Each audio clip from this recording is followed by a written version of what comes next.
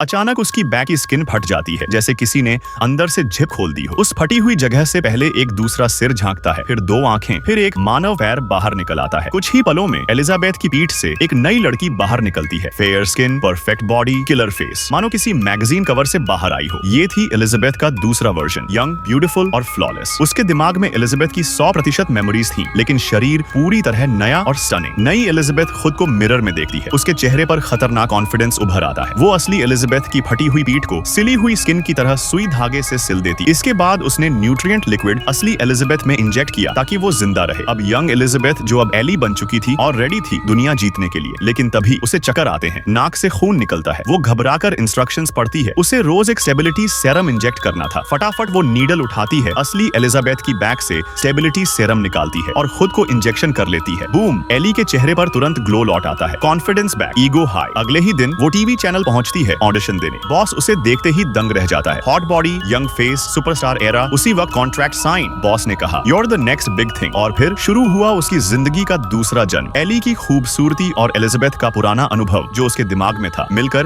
उसे चैनल की सबसे तेजी से उभरती स्टार बना देते हैं। हर दिन वो खुद को स्टेबिलिटी सेरम इंजेक्ट करती और रात को पुराने शरीर वाली एलिजाबेथ को थोड़ी देखभाल कर देती, बस जितनी जरूरत ही उतनी। 7 दिन कब बीत गए पता ही नहीं चला। अब पहला बॉडी स्वैप करने का समय था। एली चाहती नहीं थी, क्योंकि वो अपने खूबसूरत शरीर से अलग नहीं होना चाहती थी, लेकिन रूल्स तो रूल्स थे, वरना दोनों मर सकते थे। एली दोनों शरीरों को ट्यूब से जोड़ती है। एक्सचेंज सीरम फ्लो होने लगता है और अचानक एली बेहोश। एलिजाबेथ जाग उठती है, दर्द से कराहते हुए। बॉडी ओल्ड हो चुकी थी, एनर्जी कम, लेकिन एलिजाबेथ के चेहरे पर सुकून था। वो 7 दिन की यंग लाइफ जी चुकी थी। वो चैनल गई, लेकिन बॉस ने उसका सामान पैक किया हुआ था। वो उसे देकर बोला, "We don't need you anymore।" Elizabeth चुप थी, क्योंकि अब वो जान चुकी थी उसकी असली जिंदगी सिर्फ 7 दिनों की उधार की खुशियां थी। उधर एली के अगले 7 दिन शुरू, और अब वो तो जैसे जिंदगी जी ही रही थी 7 स्टार लग्जरी में। फेम, फैंस, डेट्स, ग्लैमर, सब कुछ। लेकिन एक चीज उसे खटकने लगी। बाथरूम में पड़ा एलिजाबेथ का बूढ़ा लाचार शरीर उसकी आंखों में चुभने लगा, और यहीं से कहानी डरावनी मोड़ लेने वाली थी।